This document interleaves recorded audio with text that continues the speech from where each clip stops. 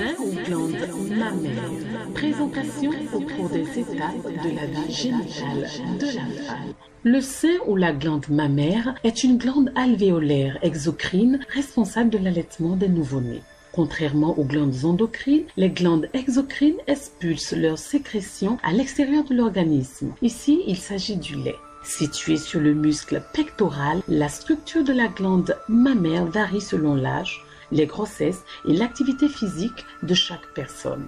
Chez la femme, le sein s'étend généralement jusqu'à la clavicule et de l'aisselle au sternum. Bien qu'il soit peu développé chez les hommes, ils en possèdent également. Le sein se compose de graisse, de glandes et de canaux. Les glandes agencées en lobules produisent le lait et les canaux servent à transporter le lait jusqu'au mamelon. Chaque sein est formé de 15 à 20 compartiments appelés unités lobulaires ou lobes. Chaque lobe est composé de plusieurs lobules qui sont reliés entre eux par des canaux. Les unités lobulaires sont séparées par des ligaments. Le sein contient aussi des vaisseaux sanguins et lymphatiques. Les vaisseaux lymphatiques servent à transporter la lymphe qui est un liquide incolore. Les vaisseaux lymphatiques servent à relier les ganglions entre eux, formant ainsi une chaîne. Les lymphatiques du sein se drainent majoritairement dans les ganglions de l'aisselle. Structure de la glande mammaire.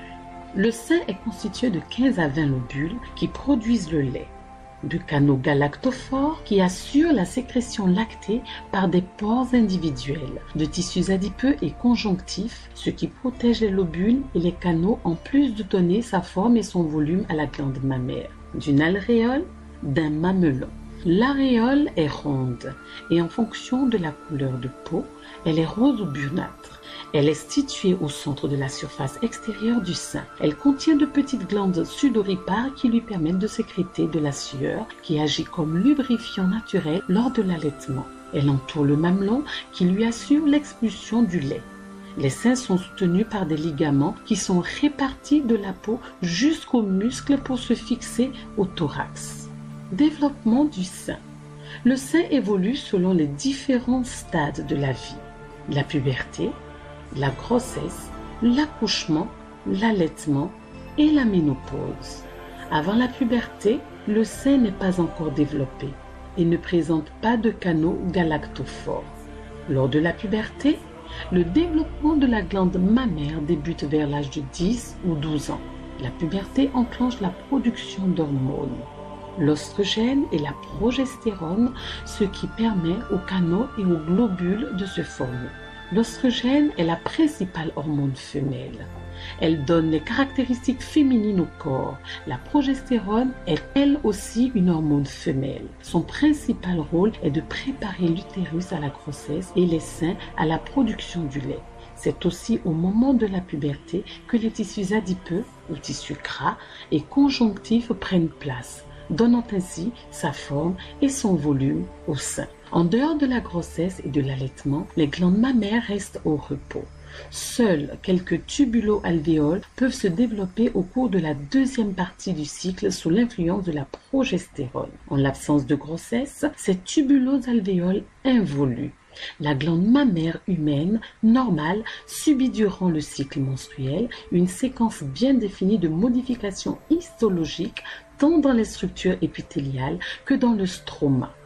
La matrice extracellulaire joue un rôle central en modulant une grande variété d'événements cellulaires comme la prolifération, la différenciation, l'expression de gènes. Pendant la grossesse, la sécrétion du lait, fonction de la glande mammaire, est physiologiquement liée à l'allaitement du nouveau-né et du nourrisson par sa mère. Elle a pour finalité de nourrir le nouveau-né et d'assurer sa défense immunitaire. Le développement mammaire et son contrôle.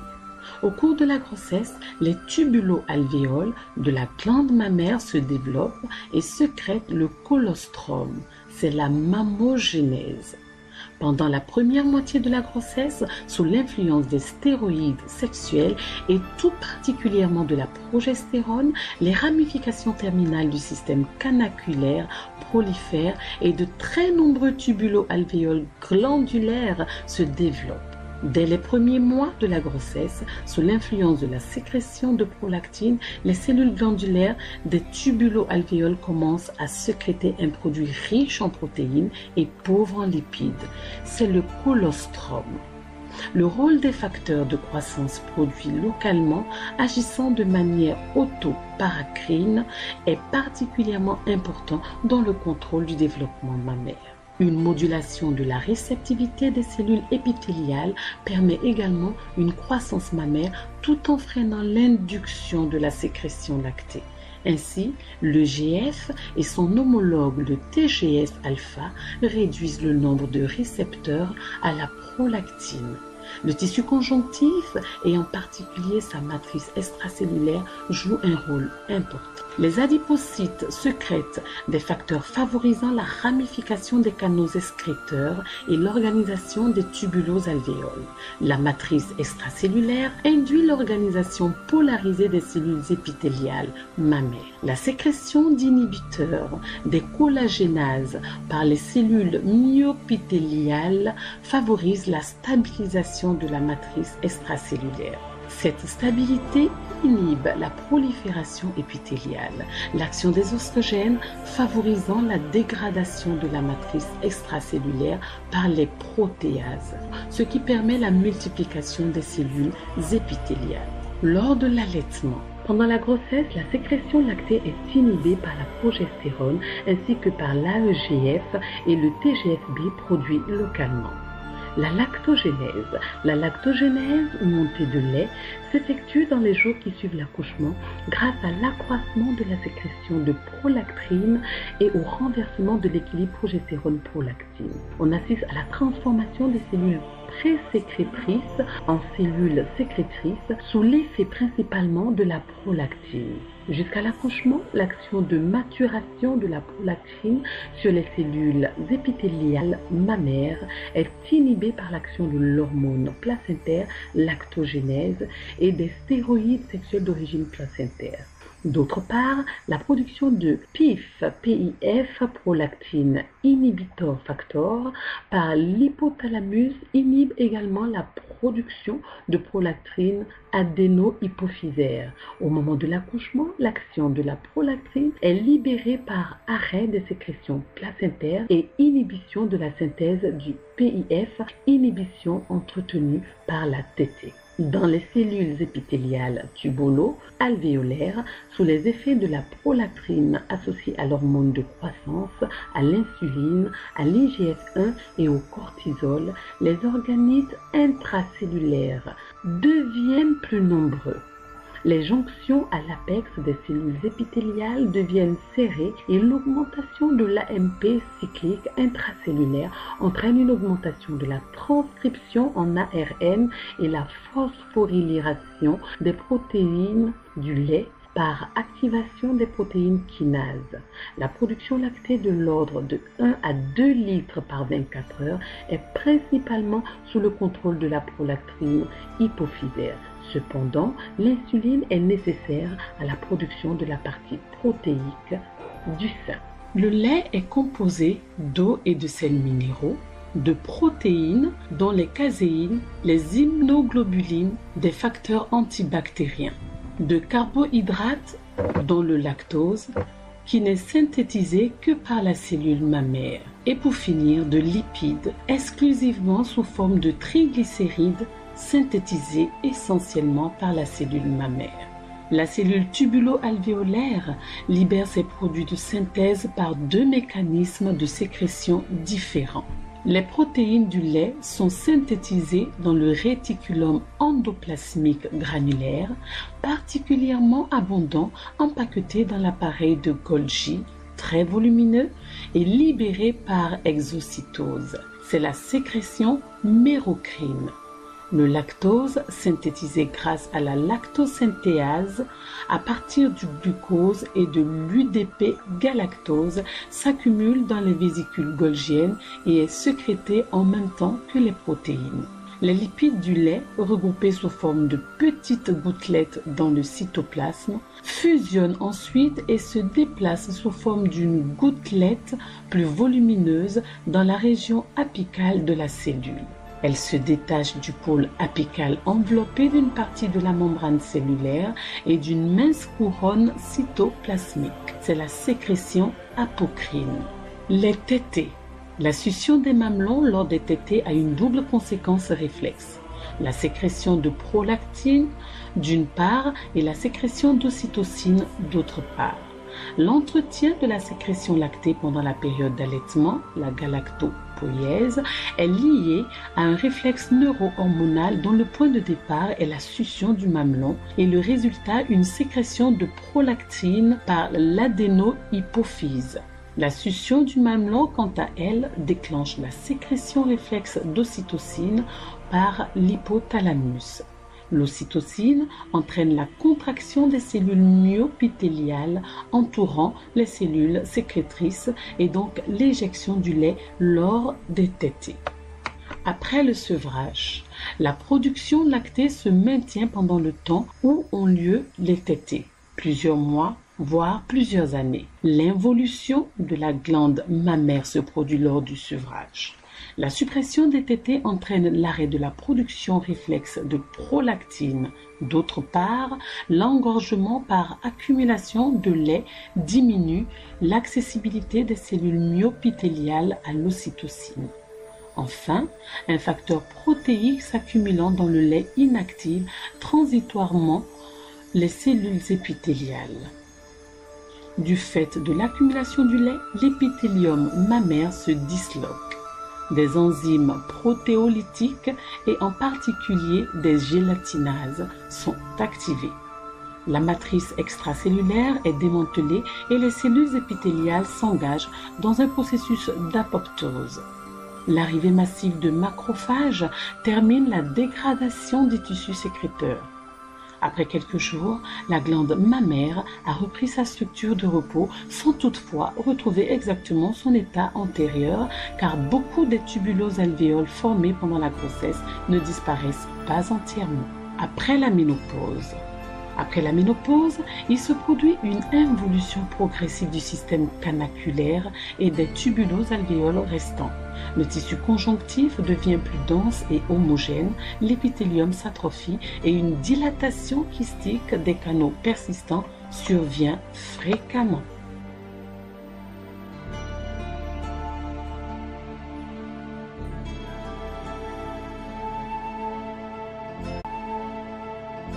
Eh bien, après l'appareil génital féminin, chères auditrices, le Zoom ce jour est lancé sur les glandes mammaires. Et voilà, c'est avec le docteur Ewa Nignon que je vous suggère d'écouter dans cette interview qui lui a été accordée. Docteur Ewa Nignon Emmanuel, bonjour. Bonjour, Rapat. Et bienvenue sur l'émission Dont elle est soi. Merci. Alors, vous êtes gynécologue obstétricien et qu'est-ce qui vous a amené, on est curieux de le savoir, qu'est-ce qui vous a amené à ce corps de métier? En fait, durant les études médicales, nous avons l'habitude de faire des stages dans les différents secteurs de la spécialité médicale et chirurgicale et j'ai remarqué que les secteurs qui étaient les plus chauds, où on avait le plus besoin de personnes, était la gynécologie obstétrique et la pédiatrie. J'ai décidé de me consacrer à soigner les femmes et à les accoucher et pour d'aider un peu dans ce domaine qui a une forte carence en spécialistes. Bien, donc vous avez choisi de soigner la jante féminine. Exactement. C'est tout à notre honneur. Merci beaucoup. Alors, docteur Ewa Nignon, j'avoue que quand j'ai voulu aborder le sujet dans mes recherches, j'ai été assez surprise de comprendre que cette spécialité qui s'occupe des glandes mammaires était liée à la gynécologie. Comment on peut expliquer cette corrélation? Non, mais tout simplement, quand on parle de gynécologie, il y a le préfixe gyné, gynécée, qui a rapport avec la femme. Donc, le gynécologue est celui qui s'occupe de tout ce qui concerne la femme en général. Voilà, donc les seins, évidemment. D'accord. Et chez la femme, le sein est beaucoup plus développé que chez l'homme. Est-ce spécifiquement dû au phénomène de l'enfantement? Embryologiquement, l'homme et la femme ont des structures qui se développent plus chez l'un ou chez l'autre en fonction donc du sexe. Les hormones. Les hormones, tout à fait. Et donc, il y a les hormones sexuelles féminines qui permettent au sein de se développer à partir de la puberté.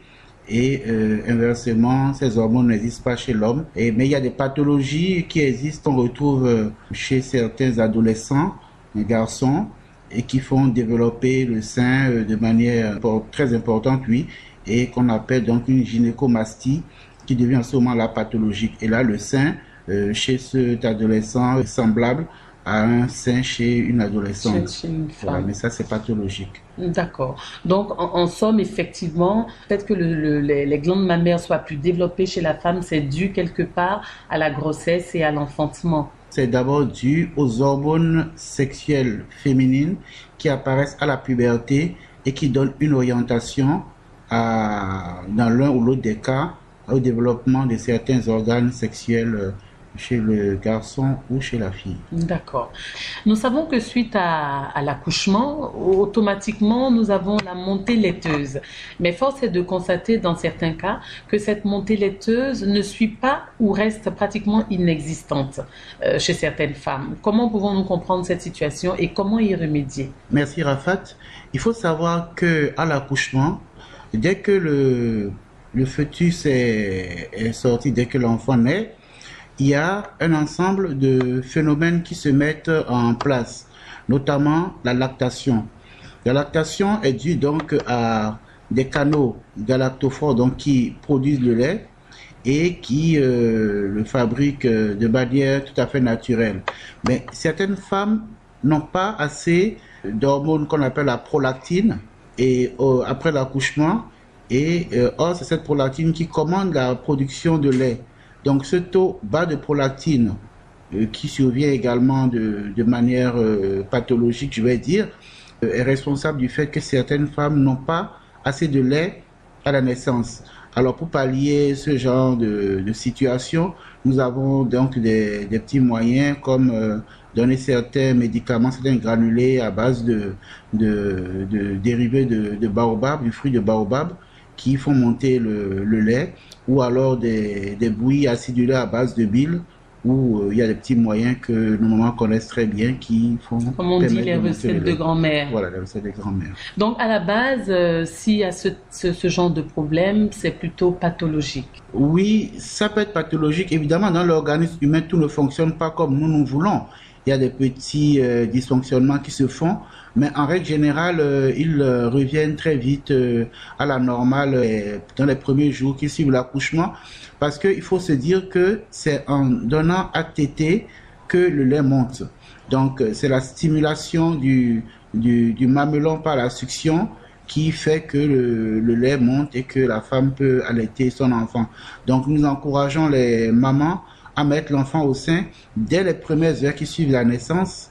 C'est ce qui est recommandé par l'UNICEF, dès les premières heures qui suivent la naissance, de manière à ce qu'il y ait une bonne montée laiteuse. D'accord. Mais par contre, docteur, à l'inverse aussi, certaines femmes connaissent cette montée de façon vertigineuse et en souffrent même parfois avec des montées de fièvre et autres. Qu'est-ce qui peut également expliquer cet état?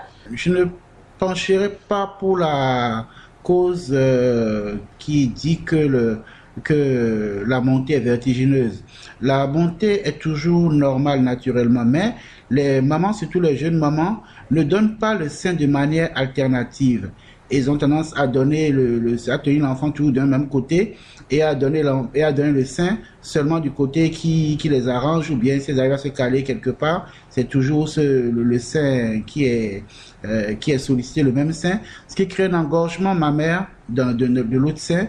Et une fois que l'engorgement est parti, ça touche après les deux seins et ça devient totalement désagréable. D'accord. Et le lait sécrété par la femme reste visiblement le seul aliment exigé pour le nouveau-né suite à l'accouchement. La richesse de ce lait est principalement due à quoi? Il faut dire que le lait, le premier lait au colostrum, est très riche en substances nutritives et également riche en substances immunologiques.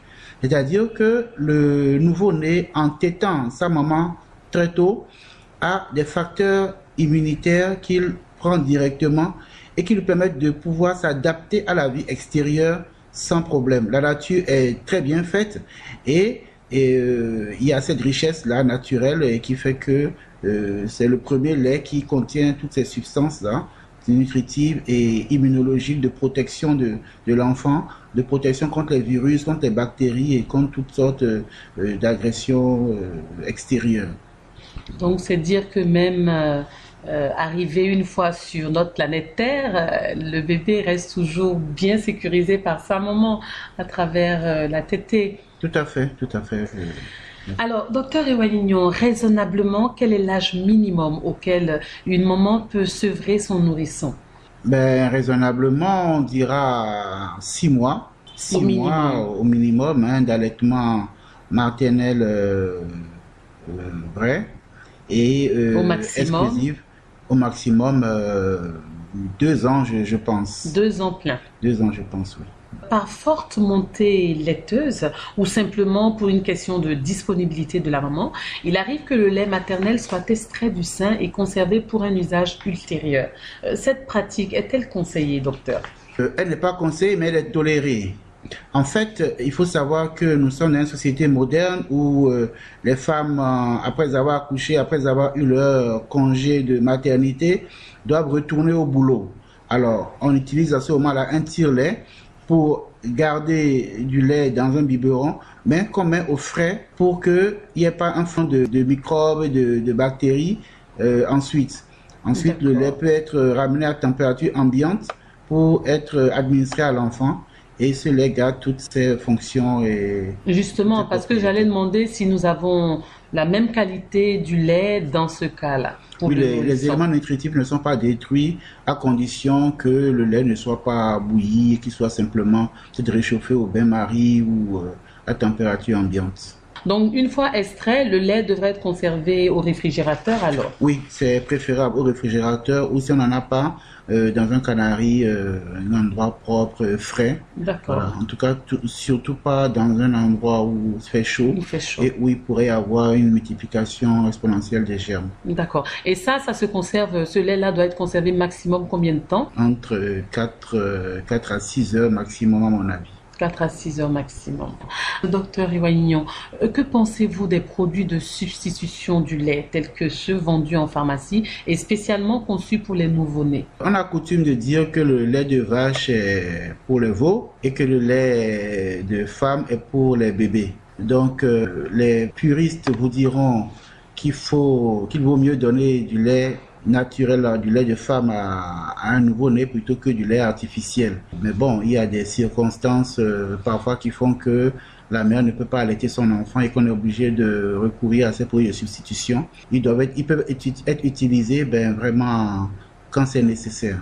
Et en dehors du lait, est-ce qu'il y a un autre type de produit de substitution pour le nourrisson au cas où la maman ne peut pas le nourrir directement par son lait? Non, quand la maman n'arrive pas à nourrir directement l'enfant au sein, il y a les laits maternisés, il y a tout type de laits qui sont prévus, même pour les grands prématurés. Il y a des laits qui sont assez riches et qui essaient de se rapprocher de la physiologie, mais jamais aucun lait ne ressemblera exactement au lait de femme. Voilà, jamais aucun lait ne ressemblera au lait de femme. Et retenons également que le lait de vache, laissons-le pour les veaux et gardons le lait de femme pour les bébés. Et c'est dire en fait que le lait maternel est très très riche en éléments non seulement nutritifs, mais également en éléments d'immunodéficience pour les bébés. Alors, mesdames, à l'accouchement, c'est ce qu'il faudrait privilégier pour nos bébés pour qu'ils soient en bonne forme. Voilà, comme souligné, les pathologies liées à nos seins sont diverses et peuvent dans certains cas s'avérer fatales. Cependant, un dépistage rapide peut aider dans la plupart des cas à pallier aux problèmes. Suivant à ce sujet le retour du docteur Ewanignon.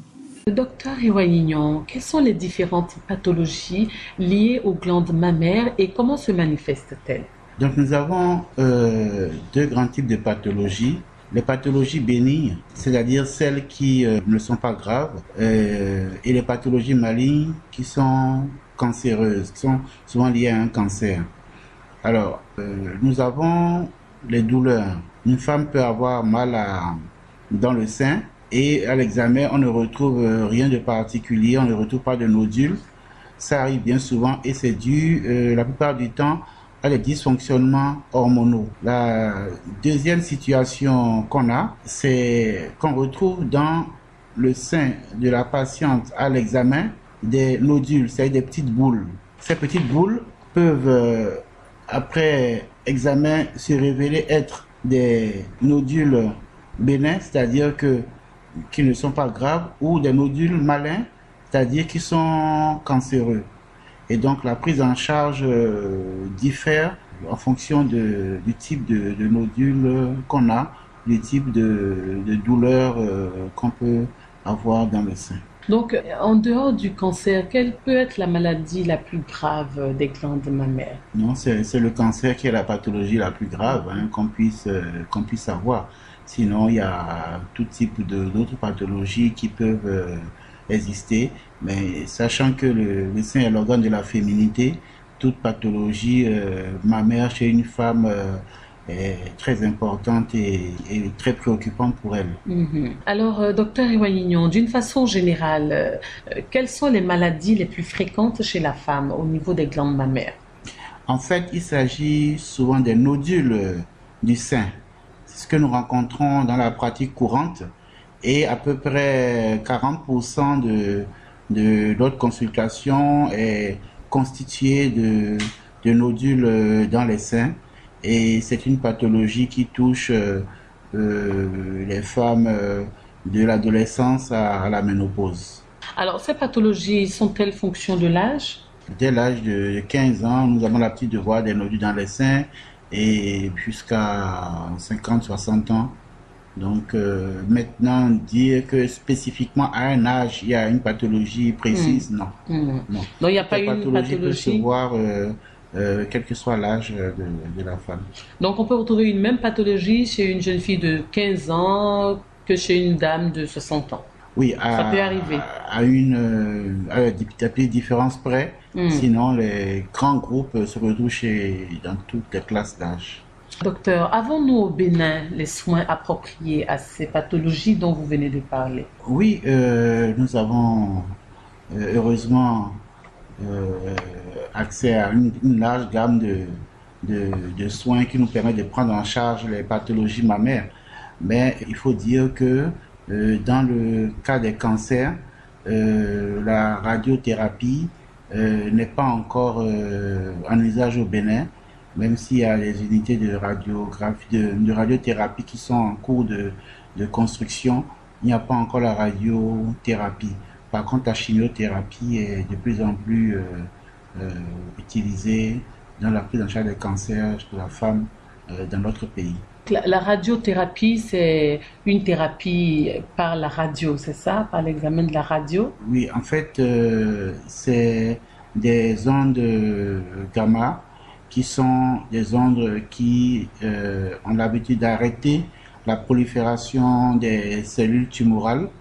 Et il faut donc tout un équipement qui est très onéreux par ailleurs et qui délivre donc ces ondes-là, ces rayonnements à des degrés bien précis et pour traiter les cancers.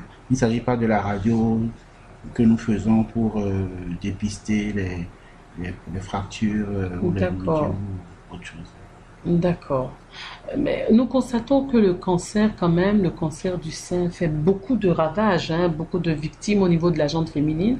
Quelles en sont les principales causes et quelles sont également les conséquences du cancer? À mon avis, le cancer a toujours existé au Bénin, mais c'est que de plus en plus, les femmes font attention à leur santé et donc le dépistage est de plus en plus courant et fréquent, ce qui fait que la pathologie semble avoir augmenté. Sinon, je ne pense pas que lié à la civilisation ou à l'ère à laquelle nous nous trouvons, il y ait plus de pathologies qu'avant, de pathologies cancéreuses qu'avant. Y a-t-il une méthode ou un moyen pour remédier plus ou moins radicalement au cancer du sein? Le cancer du sein, avec le cancer du col de l'utérus, est parmi les cancers qui peuvent être dépistés et pris en charge à temps. Si on arrive à prendre en charge à temps ces cancers, ils peuvent permettre une espérance de vie qui est proche de celle d'une personne qui n'a aucune pathologie. Il faut que nous incitions nos patientes, nos femmes, nos mères, nos sœurs à faire de la palpation des seins. La palpation des seins. Le toucher des seins par soi-même, absolument, par soi-même, l'autopalpation, où on divise le sein en 4 cadrans, et avec la paume de la main, on écrase contre les grilles costales, donc chaque cadran, et quand on sent une boule, quelque chose qui ressemble à une bille dans la paume de la main, on va directement consulter son médecin pour qu'il puisse indiquer si c'est un problème qui peut être grave, voilà, bénin ou mal. Donc, en dehors donc, de cette autopalpation, il y a donc la mammographie qui est la radiographie des seins que nous recommandons aux femmes qu'elles doivent faire déjà une fois qu'elles ont eu 2 ou 3 enfants. Sinon, chez les femmes plus jeunes, c'est l'échographie mammaire qui détermine, qui dépiste donc les nodules et qui permet donc la prise en charge. Dans tous les cas, il faut retenir qu'un cancer, plus tôt il est connu, plus tôt il est pris en charge et plus on a de chances d'en guérir. Bien entendu. Docteur Ewanignon, chez certaines femmes, les glandes mammaires sont plus développées ou disons plus volumineuses que chez d'autres. Est-ce que la taille ou le poids des seins chez la femme peut avoir des conséquences négatives ou entraîner éventuellement à des maladies? Non, la morphologie des seins dépend de chaque personne, du morphotype, de la race, de la taille, et puis avoir des seins plus gros, plus petits ne détermine pas forcément une pathologie pour une femme. Ça n'a rien à voir. Non, a priori non. C'est peut-être même meilleur pour d'autres fins, éventuellement. Éventuellement, oui. Alors, pendant que nous y sommes, docteur, au cours de l'acte sexuel, nous pouvons constater que les seins de la femme sont souvent très sollicités par les partenaires, enfin, ou par le partenaire, je veux dire. Oui. En dehors éventuellement de l'affaissement des seins, y a-t-il des risques auxquels la femme peut être exposée? Non, je ne pense pas que les ébats amoureux ou la plupart des hommes jouent avec le sein de leur partenaire aient des conséquences désastreuses sur la morphologie du sein à court. De façon clinique non. D'accord. Ça nous rassure, mesdames. Oui. Par contre, ça ne veut pas dire qu'il faut y aller non plus. Il faut pas trop les maltraiter non plus. Les non. C'est recommandé de les traiter avec beaucoup de délicatesse, circonspection. Voilà, c'est la parole du docteur. Hein? Oui, alors, chez la femme, dormir à plat ventre peut-il être néfaste pour les seins? Non, absolument pas. Il n'y a aucune incidence de dormir à plat ventre, de dormir sur son sein. Ça ne dérange pas du tout. Ça n'a aucune incidence. D'accord. Quels sont les examens liés aux glandes mammaires, docteur, et à quelle fréquence devrait-elle se donner à ces examens-là au cours d'une année entière? Voilà. Chez une femme en période d'activité génitale, c'est-à-dire la femme qui est en âge de procréer, il est recommandé de faire, en dehors donc de l'autopalpation des seins qu'on peut faire une fois tous les mois ou une fois tous les 2 mois, il est recommandé de faire une radiographie des seins qu'on appelle la mammographie. Et cette mammographie, quand elle est normale, doit être reprise tous les 2 ans. Systématiquement, la femme devrait avoir un dossier dans lequel elle range ses mammographies et 2 ans après qu'une mammographie soit normale, elle devrait donc reprendre la mammographie. Et si par contre il y a un souci au cours d'une mammographie, un nodule ou quelque chose, une pathologie quelconque, le médecin lui va changer donc cette fréquence et donc rapprocher un peu plus les mammographies. Voilà. Sinon, c'est le dépistage du cancer du sein, des nodules du sein se fait par la mammographie en première intention. D'accord. Et chez des femmes qui ont un certain âge, oui, mais qui n'ont jamais donné ATT à un enfant, qui n'ont donc jamais allaité, l'échographie mammaire est plus parlante parce que la densité du sein permet par la mammographie de bien voir des nodules. En ce qui concerne les pathologies liées aux glandes mammaires.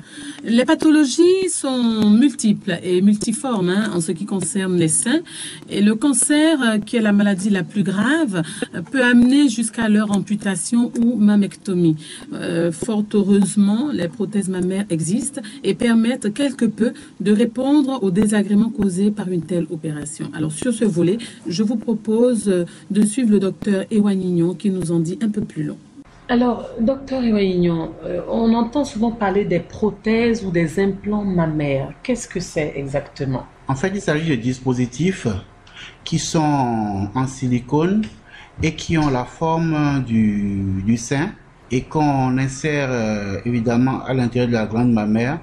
Après l'incision, c'est un acte chirurgical où le chirurgien fait une incision au niveau d'une partie qui n'est pas très visible, environ sous le sein, et on y glisse donc cette prothèse, on la fait bien asseoir et puis ensuite on recoud. Ce n'est pas du tout visible, la cicatrice n'est pas du tout visible ou très peu visible. D'accord.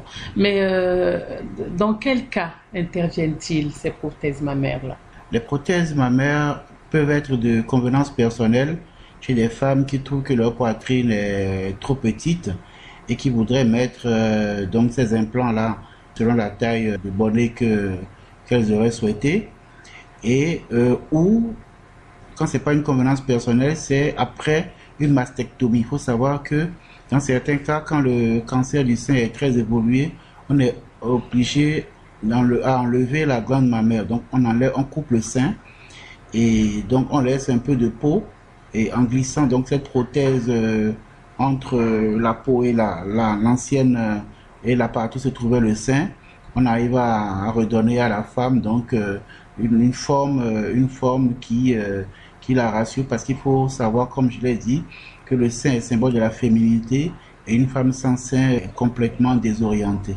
Tout à fait. Est-ce que vous avez éventuellement une idée du pourcentage de femmes qui utilisent les prothèses mammaires, et ce qui nous donnerait éventuellement une idée également des femmes qui souffrent quand même des problèmes de sein et de mastectomie, oui, au Bénin notamment?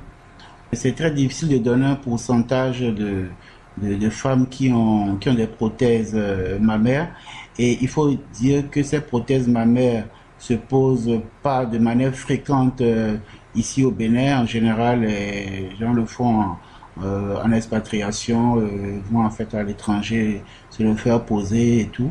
Donc il n'y a pas de statistiques qui sont dites, et comme c'est quelque chose qui est un peu intime, c'est quand vous examinez la patiente que vous remarquez la cicatrice, ou alors en sachant ses antécédents, que vous vous rendez compte qu'elle a une prothèse. Voilà, mais personne ne crie sur le toit qui s'est fait implanter une prothèse. Même les gens qui le font pour remonter un peu leur poitrine, le cachent et ne le disent pas. Comment les femmes qui généralement sont sujettes à ces genres d'opérations, comment perçoivent-elles physiquement le port de ces supports? Autrement dit, est-ce que généralement les femmes qui subissent cela se plaignent de quelque chose de spécial, peut-être de douleur ou de lourdeur ou d'un certain malaise à des niveaux donnés? Non, absolument pas. Comme je vous l'ai dit, c'est plus un bénéfice pour elle que subir, parce que c'est un bénéfice d'avoir une prothèse qui montre à tout le monde qu'on a des seins, et plutôt qu'une poitrine plate. Et donc personne ne s'en plaint, et en général c'est conçu de manière à ce qu'il n'y ait pas de phénomène de rejet, de phénomène allergique, donc c'est très bien toléré pour celles qui en l'ont et que moi j'ai personnellement eu à examiner. Donc il y a plus d'avantages que d'inconvénients en fait dans l'utilisation des prothèses mammaires. Oui, Rafat, il n'y a que des avantages, il n'y a pas d'inconvénients. Il n'y a que des avantages, oui, mais en toute chose, généralement, il y a les avantages et les inconvénients, non? Les inconvénients, c'était peut-être à cause du scandale des prothèses PIP en Europe qu'on a eu il y a 2 ans environ, où il y avait des prothèses qui ne répondaient pas aux normes de sécurité, aux normes comment dirais-je, de sécurité sanitaire qui avait été commercialisée. Mais sinon, voilà, il n'y a pas une prothèse qui est agréée par la FDA américaine ou bien la communauté européenne. Voilà, correctement implantée, ne pose aucun problème. D'accord. Mais alors, psychologiquement, est-ce que les femmes supportent ces genres de support? Oui, parce qu'elles elles sont demandeuses. Oui. C'est une fierté d'avoir de pouvoir avoir des dessins comme tout le monde. Parce qu'imagine une femme qui est dans la rue avec une poitrine aussi plate qu'un homme, elle n'a pas envie de sortir. Elle se cache ou elle met des boubous, des choses comme ça. Et ce qui est, c'est que la plupart des femmes qui ont eu une mastectomie sont toujours demandeuses d'une prothèse mammaire et donc demandent qu'on les aide à en avoir au contraire. Donc moi je ne pense pas qu'il y ait des inconvénients, il n'y a que des avantages. Alors, docteur Yoignon, est-ce que ce sont les femmes uniquement qui souffrent des problèmes de sein, de glande mammaire? Non, je vous ai dit. Comparativement aux hommes, je veux dire. Donc, les hommes qui ont une gynécomastie, donc qui ont des seins de femmes, et dans nos sociétés, on a l'habitude de prendre des pièces de monnaie pour écraser le sein en pensant qu'il va régresser ici et ça. On fait souffrir les adolescents alors qu'il aurait simplement fallu donc les envoyer en chirurgie pour qu'on enlève tranquillement la glande mammaire en excès et puis avec une petite cicatrice et la personne se retrouve normale. Oui, mais je voulais parler en fait des pathologies. Est-ce que les pathologies qu'on constate parfois chez les femmes, est-ce qu'on peut les retrouver chez les hommes en termes de maladies, je veux dire, maladies douloureuses, critiques? Est-ce qu'on a par exemple le cancer du sein chez les hommes fréquemment? Il arrive, mais c'est extrêmement rare qu'un homme ait un cancer du sein. Et c'est extrêmement rare. Mais bon, ça peut arriver. Mais c'est clair que les hommes ne souffrent pas de problèmes mammaires comme les femmes et puis que c'est même pas une pathologie de l'homme en tant que tel, non, c'est une pathologie de la femme plutôt. Et il faut dire que dans nos sociétés, en tout cas en Afrique, le sein est moins sujet aux pathologies qu'en Europe. En Afrique, nous avons plus des problèmes au niveau de l'utérus, des problèmes de fibromes, et en Europe, c'est plus des problèmes de sein. Donc, c'est plus une pathologie de l'Occident. Est-ce qu'il y a une explication particulière à cette différenciation? On demandera peut-être au bon Dieu, peut-être qu'il a voulu affecter à chaque race une pathologie particulière, je ne sais pas. D'accord. Vous aviez fait état tout à l'heure des implants mammaires, mais je pense que ça allait plutôt dans le sens de la chirurgie esthétique cette fois-ci. On avait abordé ça un peu plus haut. Les femmes qui effectivement s'adonnent à des implants, à des prothèses mammaires, mais juste peut-être pour regalber leur poitrine, pour donner une nouvelle forme ou simplement pour gonfler davantage. Vous avez présenté ça quand même comme un état d'avantage, hein? Mais est-ce que ça peut poser problème pour une femme qui a priori n'a pas de problème de sein, de chercher à vouloir se donner une nouvelle morphologie à ce niveau? Le sein est le symbole de la féminité. Il y a beaucoup de femmes qui développent des complexes par rapport à leur poitrine. Il y a des femmes qui ont un certain galbe et qui auraient aimé avoir des seins plus gros, des seins plus petits. Donc les interventions chirurgicales pour redonner au sein une forme qui convienne à la patiente sont assez courantes. C'est-à-dire on refait des seins, c'est assez courant. Mais également, on peut utiliser des prothèses pour regalber, comme vous dites, le sein. Et c'est des problèmes de convenance personnelle qui existent et qui sont de plus en plus courants dans nos sociétés. Et c'est bien souvent, vous entendez les femmes d'une certaine catégorie socio-professionnelle qui vous disent, ouais, quand j'aurai fini tous mes enfants, j'irai me refaire mon sein. Donc, imaginez-vous un peu ce que ça peut vouloir dire. Oui, donc, tout à fait. À quel point et la plupart des femmes se mirent le matin pour voir si on à la norme voilà. Sinon, il y a. Voilà. Alors, docteur Ewanignon, nous sommes à la fin de notre interview et vous qui avez voulu vous mettre au service de la femme, vous êtes sur une émission de femmes, Dentelle et Soie. Quel serait votre dernier mot ou tout simplement votre mot à l'endroit de toutes les femmes qui nous écoutent? Ben, je dirais à nos femmes et à tous ceux qui nous écoutent, prenez bien soin de vous, vous le valez bien. Merci, docteur. Et à très bientôt, certainement, sur peut-être de nouvelles émissions. Merci, à bientôt. Au revoir. Merci, merci. Voilà, c'était notre interview accordée au docteur Emmanuel Ewanignon, gynécologue obstétricien de la clinique Pointe-E. Eh bien, avec lui, chères auditrices, nous avons abordé le rôle des glandes mammaires de la femme ainsi que les différentes pathologies y afférentes, puis les produits de substitution tels que les implants ou prothèses mammaires en cas d'amputation des seins. Eh bien, amputation des seins, voilà quelque chose qui n'est pas du tout banal en ce qui concerne la femme, étant donné que la poitrine, les seins, les glandes mammaires chez la femme représentent quand même toute leur féminité, et c'est pour cette raison que quelque peu nous avons voulu nous pencher sur la question pour mieux comprendre ce que c'est que cette ablation. Alors l'ablation ou l'amputation des seins, encore appelée mastectomie ou mammectomie, eh bien représente une opération chirurgicale au cours de laquelle on enlève une partie ou la totalité des seins. Eh bien cette mastectomie est essentiellement pratiquée dans le cas du cancer du sein chez la femme. Elle peut être totale ou partielle, comme on l'a dit à l'instant, et la mastectomie totale peut revêtir deux formes, la forme élargie ou la forme simple. Dans la mastectomie élargie, le sein malade, les ganglions de l'aisselle et le muscle pectoral sont enlevés par une large incision elliptique. On lui préfère actuellement une intervention moins mutilante, j'allais dire, qui respecte le muscle pectoral. La mastectomie simple, quant à elle, est fréquemment associée à un curage des ganglions de l'aisselle. La mastectomie partielle concerne un seul des 4 cadrans, portions de sein, délimitées par 2 lignes perpendiculaires partant du mamelon. Avec la simple ablation de la tumeur, elle respecte davantage l'anatomie et la silhouette des seins.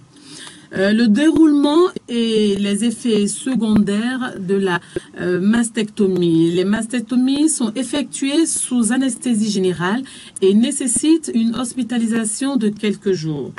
La reconstruction du sein a parfois lieu en même temps que son ablation et elle fait appel soit à la pose d'une prothèse, soit à des techniques de reconstruction utilisant les muscles adjacents de la paroi thoracique ou abdominale. Alors, ce sont les muscles grand dorsal, les muscles du grand droit. Lorsque l'intervention est suivie d'un traitement complémentaire du cancer, donc radiothérapie ou chimiothérapie, la reconstruction du sein se fait dans un second temps. Le curage des ganglions de l'aisselle peut entraîner un œdème du bras. Donc là, on rentre quelque peu dans les conséquences, n'est-ce pas, les effets secondaires de cette mastectomie ou mammectomie. Et donc, on peut avoir comme conséquence le gros bras, donc le bras qui se gonfle sous l'effet des œdèmes. Mais aussi, est-il souhaitable de ménager dans les mois qui suivent l'intervention le membre correspondant au sein opéré.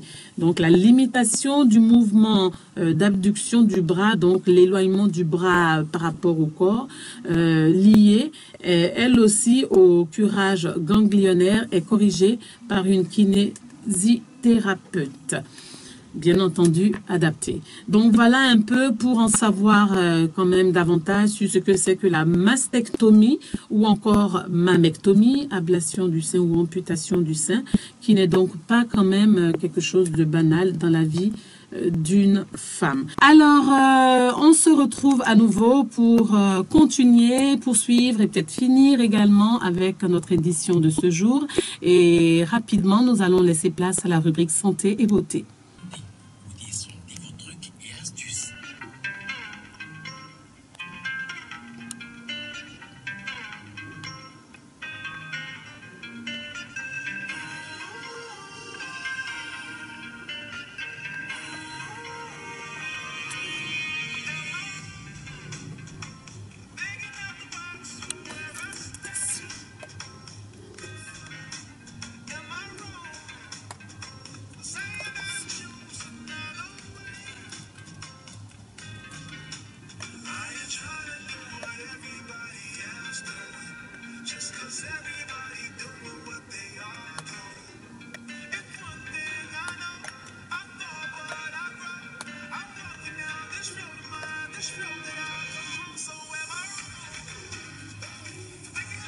Alors, les seins, les glandes mammaires, c'est de cela qu'il s'agit aujourd'hui. Et donc, dans notre rubrique santé et beauté, nous allons voir rapidement quelques petites astuces, n'est-ce pas, quelques petits conseils pour les maintenir suffisamment fermes et en beauté.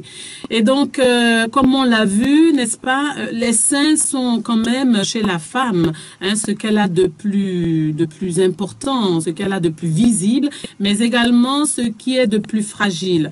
Donc, on l'a vu à travers notre présentation antérieure que les seins sont composés de glandes mammaires, de graisse, de vaisseaux sanguins, de nerfs sensoriels. Ainsi, leur maintien est assuré par la peau et les muscles y attenants. Soumis à la pesanteur, aux grossesses, au régime, à répétition, aux modifications également hormonales, eh bien, les seins finissent par s'affaisser au fil du temps. Alors, ils gonflent ou se dégonflent quelquefois et parfois même démesurément. Alors, la peau se distend et jusqu'à parfois la cassure, voire l'apparition de vergetures. L'enveloppe épidermique du buste subit des tensions ou distensions et les seins vieillissent.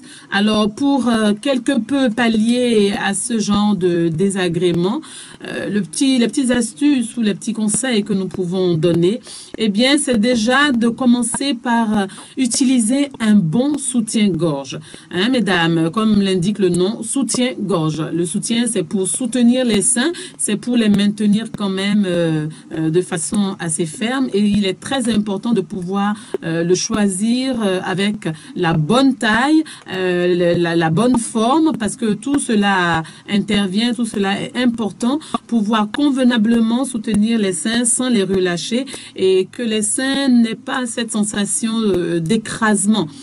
Parce que le soutien, quand il n'est pas bien choisi, bien sélectionné, en fonction de notre morphologie, en fonction de notre taille, donc la taille de notre poitrine, il est difficile de pouvoir maintenir les seins comme il faut. Donc, il faut en tenir compte, un bon soutien-gorge, et pensez également à terminer votre douche avec un jet d'eau fraîche sur les seins. Pas trop fort quand même, ce qui risquerait de casser les fibres cutanées du sein. Alors faites-le dans un mouvement de rotation de l'extérieur vers l'intérieur, en passant de l'un à l'autre des seins, avec un mouvement un peu comme le chiffre 8. Alors, l'eau froide a un effet vasoconstricteur immédiat qui stimule la microcirculation sanguine et améliore les échanges cellulaires et resserre également visiblement les tissus de la peau. Donc, c'est une autre astuce pour pouvoir quand même garder les seins en pleine forme. Et également, pensez à des soins spécifiques avec des produits adaptés, des produits de massage, des produits pour raffermir la peau, et des produits également pour les hydrater et les adoucir à travers des massages, toujours de l'extérieur vers l'intérieur des seins, en contournant, avec un contournement des mamelons, et ce avec soit de l'huile d'avocat, d'argan ou de jojoba. Voilà, c'est des produits que nous avons souvent à portée de main. Voilà, donc pensez-y, c'est très très important. Mais il y a également en termes de sport la natation que vous pouvez pratiquer. Vous voyez, ces sirènes de la natation, ces grandes dames de la natation, vous pouvez constater qu'elles ont toujours le sein ferme. Eh bien, c'est dû justement à ces mouvements qu'elles pratiquent pratiquement au quotidien et qui leur permettent quand même de magnifier leur sein. Et pour cause, les muscles de la poitrine sont particulièrement sollicités lors de la nage, et notamment en ce qui concerne la brasse. Alors, chaque mouvement de bras rendu plus intense avec la résistance de l'eau fait travailler en fait l'ensemble des muscles du buste. Donc, voilà un peu en gros et d'une façon générale ce qu'on peut vous conseiller. Il y a également devant votre miroir, vous pouvez avoir des réflexes de gymnastique tonique au quotidien. Donc faites quelques mouvements de gym pour éviter le relâchement des seins. Les bras à l'angle droit devant vous, joignez les mains comme pour une prière, n'est-ce pas? Et les coudes vers l'extérieur et pressez les paumes. Faites cela à une fréquence de 20 fois, 20 mouvements à peu près. Et dans la même position, montez les bras à la verticale et baissez au niveau de la poitrine. Faites 10 fois ce mouvement par jour. Droite, les bras tendus en arrière à la hauteur des hanches. Vous pouvez également monter légèrement les bras, s'attire sous la poitrine, relâcher et répéter 20 fois. Donc voilà un peu quelques astuces qui peuvent vous aider à maintenir quelque peu votre poitrine pour les mettre un peu plus en valeur. Donc aujourd'hui, il s'agit des glandes mammaires après avoir plus ou moins de façon exhaustive décortiqué ce que c'est que notre appareil génital. Eh bien aujourd'hui, nous nous sommes penchés sur les seins, les glandes mammaires. Nous avons vu de long en large le rôle de ces glandes mammaires qui sont essentiellement pour l'allaitement. Nous avons vu également les différentes pathologies y afférentes et nous avons abordé les implants et prothèses mammaires qui sont donc des supports de substitution pour aider quelque peu la jante féminine à pouvoir garder toute sa féminité et à son grand bonheur. Donc voilà, on a fait le tour d'horizon de l'anatomie féminine. On est sur dentelle et soie et pourquoi pas un peu de biologie, un peu de science également ne ferait pas de mal, n'est-ce pas, dans une telle émission. Et c'est la raison pour laquelle nous nous sommes penchés sur la question afin que, en tant que femmes, nous puissions mieux connaître notre corps, nous puissions mieux le maîtriser pour pouvoir mieux le maintenir et le mettre en valeur. Voilà, mesdames, messieurs, chers auditeurs, chers fidèles de Dentelle et Soie, fidèles d'Océan FM, merci de nous avoir consacré ce bout de temps dans votre dimanche qui est souvent forcément chargé. Merci d'avoir été des nôtres.